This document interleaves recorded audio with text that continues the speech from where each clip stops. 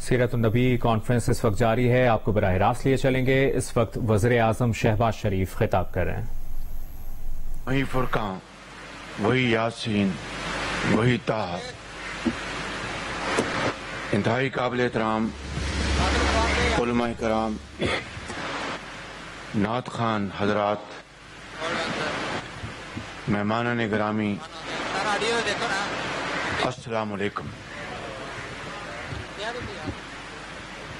عاشقان رسول صلی اللہ علیہ وسلم کو جشن عید میلاد النبی صلی اللہ علیہ وسلم کی بہت بہت آپ سب کو مبارک ہو۔ آج بہت برکتوں والا دن ہے اور سعادت والا دن ہے۔ یہ اللہ تعالیٰ کی انسانیت کی اوپر عظیم مہربانی، رحمت اور عنایت کا دن ہے۔ رحمت خداوندی جب جوش میں آئی اور نبی اکرم صلی اللہ علیہ وسلم کو اس دنیا میں انسانیت کی ہدایت اور فلاح کے لیے بھیجا، آج ہم اس ہستی کو سلام عقیدت پیش کرنے کے لیے یہاں پر حاضر ہیں، جن کی تعریف میں قرآن کریم خود اللہ تعالیٰ فرماتے ہیں، بے شک اللہ تعالیٰ اور اس کے فرشتے آپ صلی اللہ علیہ وسلم پر درود و سلام بھیجتے ہیں، تو اے لوگو جو ایمان لائے ہو تم بھی نبی کریم صلی اللہ علیہ وسلم پر درود و سلام بھیجو۔ حاضرین کرام، نبی آخر زمان کی آمد پاک ایک ایسے دور میں ہوئی تھی جو ظلمت، جہالت کی مثال تھا، جہاں تقسیم در تقسیم تھی اور جہاں پر بے گناہوں کا خون بہانا فخر و اعزاز تھا۔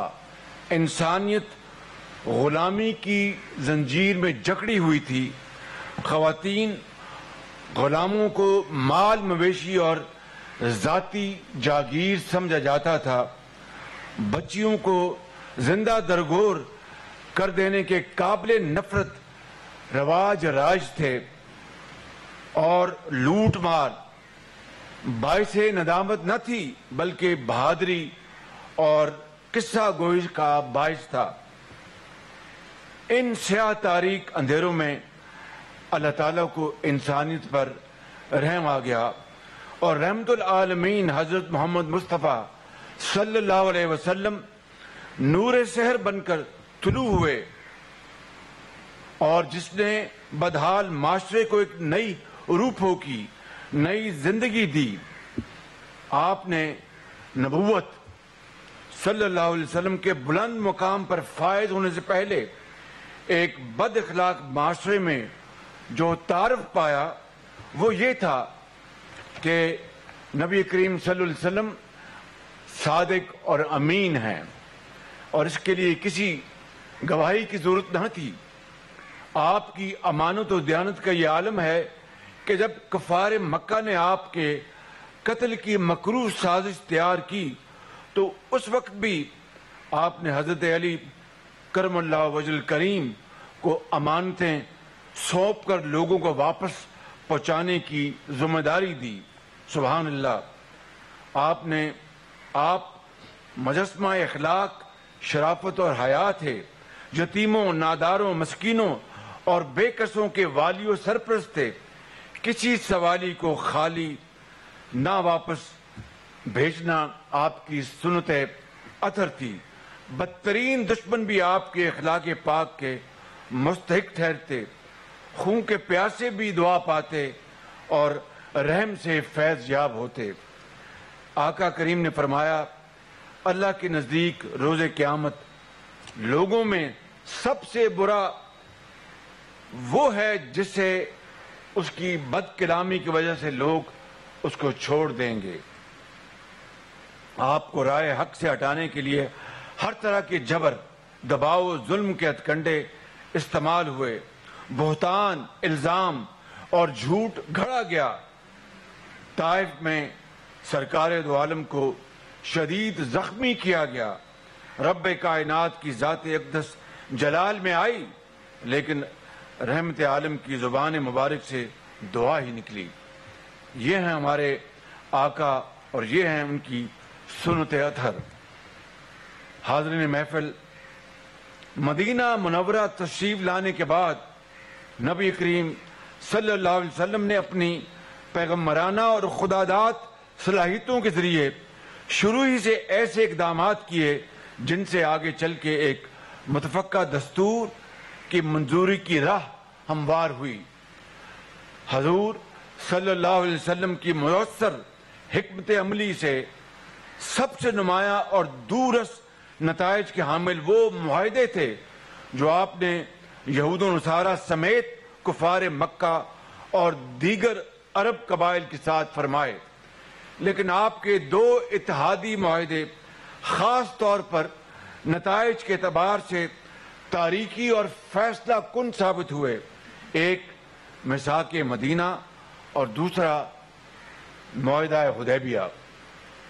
محققین کا یہ کہنا ہے کہ یہ اتحاد مذہبی بنیادوں پر نہیں بلکہ سماجی بنیادوں پر قائم ہوا تھا.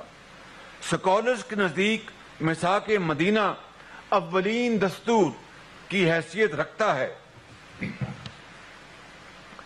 مدینہ کی ریاست سیاسی اور مذہبی آزادی کی ایک بہترین مثال تھی.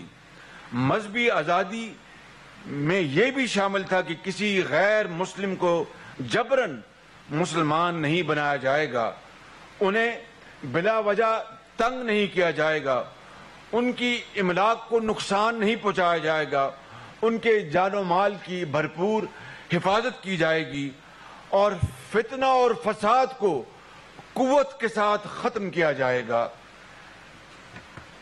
حاضرین کرام، مدینہ منورہ میں انصار مدینہ نے مہاجرین مکہ کے صرف دکھ ہی نہیں بانٹے بلکہ اپنی جائیداد اور مال بھی بانٹا. یہ عظیم جذبہ آقا محترم کی قیادت، بے مثال عظیم قیادت اور تربیت کا نتیجہ تھا. ریاست مدینہ میں ناداروں، بے کسوں، یتیموں، بیواؤں کی سرپرستی کی جاتی، انہیں خوراک مہیا کی جاتی، ان کے مسائل کے حل کے لیے اسباب مہیا کی جاتے. رات کو کوئی بھوکا نہیں سوتا تھا. یہ تھی فلاحی ریاست. آپ صلی اللہ علیہ وسلم کا یہی کردار ہے کہ جسے دیکھ کر پوری دنیا میں اسلام پھیلنے کی جستجو شروع ہو گئی اور پھر دیکھتے دیکھتے کس طرح آئندہ آنے والے سالوں میں کس طرح اسلام جگہ جگہ کونے کونے پھیلا اور لوگوں نے خود اسلام کو بڑی خوشی سے قبول کیا. میرے بزرگوں، بھائیوں اور نوجوان ساتھیوں، مگر آج آئیے ریاست مدینہ کے اس آئینے میں آج ہم اپنا جائزہ لیں. کیا ہم جواب دینے اور حقیقت کا سامنے کرنے کی جرات رکھتے ہیں؟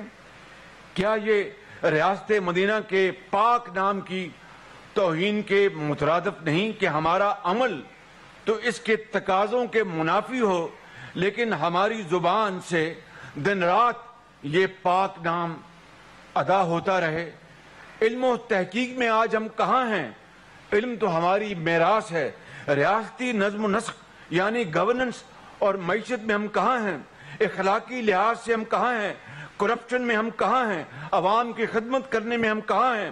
عدل و انصاف میں ہم کہاں ہیں؟ ایمانداری اور صداقت میں ہم کہاں ہیں؟ یہ ہے وہ چھپتے ہوئے سوالات جو آج پوری قوم آج مجھ سے اور ہم تمام ساتھیوں سے پوچھ رہی ہے، سوالیہ نشان بن کر ہماری طرف دیکھ رہی ہے. آخر کب تک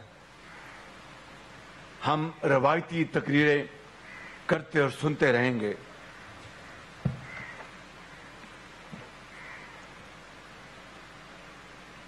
میں بڑے ادب سے یہ آج یہاں پر ان عظیم علماء کی خدمت میں جن کی جوتیوں میں بیٹھنا میں اپنی سعادت سمجھتا ہوں، یہ عرض کرنا چاہوں گا کہ مثال ریاست مدینہ کی، لیکن عام شہری تو دور، عدالت اور جج کو بھی ہم جواب دینے پر تیار نہ ہوں۔ کوئی حساب مانگ لے تو اس پر رقیق حملے کریں۔ کیا عدل و انصاف کے تقاضے آج وہی ہیں جو ریاست مدینہ میں تھے؟ کیا طاقت اور کمزور واقعی قانون کے نیچے ہیں؟ ریاست مدینہ میں قانون کے سامنے سب برابر تھے۔ کیا ہمارے معاشرے میں عدل کے سامنے سب برابر ہیں؟ بہتان، جھوٹ اور تہمتیں لگا کر مخالفین کو ناحق قید خانوں میں ڈال دیا جائے، کیا یہ طرز عمل ریاست مدینہ کے کسی ماننے والے کا ہو سکتا ہے؟ قوم کے اتحاد کو پارا پارا، معاشرتی تانے بانے کو ادھیڑ کر رکھ دیں اور باتیں ریاست مدینہ کی۔ آج مخالفین کے لیے ایسے ایسے الفاظ بولے جاتے ہیں کہ عقل ورتائے حیرت میں رہ جاتی ہے۔ آج 3 کروڑ 30 لاکھ سیلاب متاثرین تباہی و بربادی کی خاموش تصویر بنے ہوئے ہیں۔ کیا ہمارا جذبہ اور اثار انصار مدینہ والا ہے؟ آج بھی بعض لوگ سیلاب زدگان کو اپنے گھروں میں آباد کاری سے زیادہ انہیں اپنی سیاست پیاری ہے۔ وہ وقت بانٹنے کو تیار نہیں، وسائل تقسیم کرنے کو تیار نہیں۔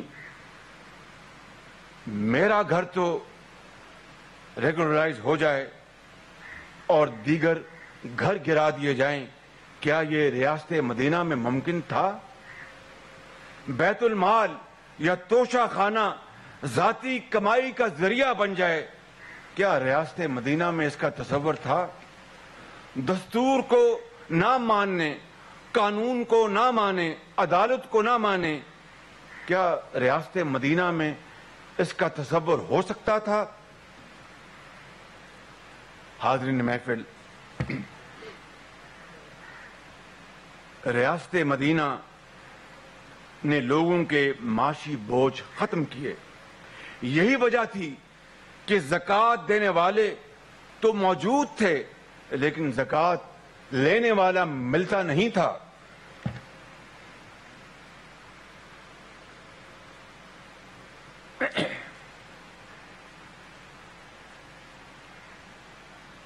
ریاست مدینہ میری نظر میں تب ہی بن سکتی ہے جب ہم سیرت طیبہ اور اصحاب پاک کے نقش قدم پر چلیں۔ یہ وطن عزیز بڑی قربانیوں سے حاصل ہوا ہے۔ دستور سے ہٹتے ہوئے اسے گمراہ کن نظریات، انتشار اور فساد سے بچانا ہوگا۔ ایمان، اتحاد اور تنظیم کے سبق پر واپس آنا ہوگا۔ اللہ تعالیٰ نے ہمیں آزادی کی نعمت اور پاکستان کی شکل میں ایک نادر موقع عطا فرمایا ہے۔ اسے ضائع نہ کریں، اس کی قدر کریں۔ قرآن و سنت کی رہنمائی میں وہ فلاحی نظام تشکیل دیں جو ریاست مدینہ کے ثمرات انسانیت میں تقسیم کرے۔ عدالتی نظام، گورننس کو ٹھیک کریں، عوام کے لیے معاشی آسودگی لے کے آئیں اور قومی وسائل کی تقسیم صرف اور صرف انصاف کی بنیاد پر کی جائے۔ لوگوں کو سستا اور مفت علاج اور تعلیم کے ذرائع مہیا کریں۔ بیوہ اور یتیم کا حق ان کو ہر صورت دلوائیں۔ ایک دوسرے کا احترام کریں، سلیقے اور ادب سے مکالمہ کریں جیسا آقا کریم نے ہمیں حکم دیا تھا۔ اور ہمیں نہیں بھولنا چاہیے کہ عوام کو تو دھوکہ دیا جا سکتا ہے لیکن ایک دن ہم نے بارگاہ الہی میں حاضر ہونا ہے، جہاں شافع محشر نبی کریم صلی اللہ علیہ وسلم موجود ہوں گے۔ انہیں ہم کیا جواب دیں گے؟ اور ان کو ہم کیا اپنا چہرہ دکھائیں گے؟ میں سمجھتا ہوں کہ یہی وہ سوال ہے جو آج اس شاندار اور بابرکت محفل میں ہمیں سب اپنے گریبانوں میں جھانکنا ہے اور اس کا جواب تلاش کرنا ہے۔ محسن انسانیت اور ان کی آل پر لاکھوں کروڑوں درود و سلام۔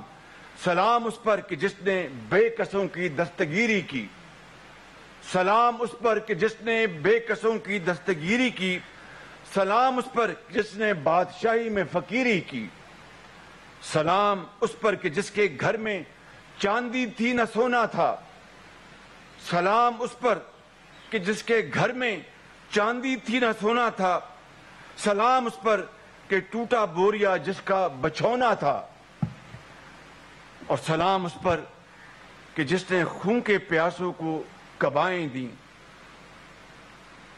سلام اس پر کہ جس نے خون کے پیاسوں کو کبائیں دیں، سلام اس پر کہ جس نے گالیاں سن کر دعائیں دیں۔ اسلام زندہ باد، پاکستان پائندہ باد۔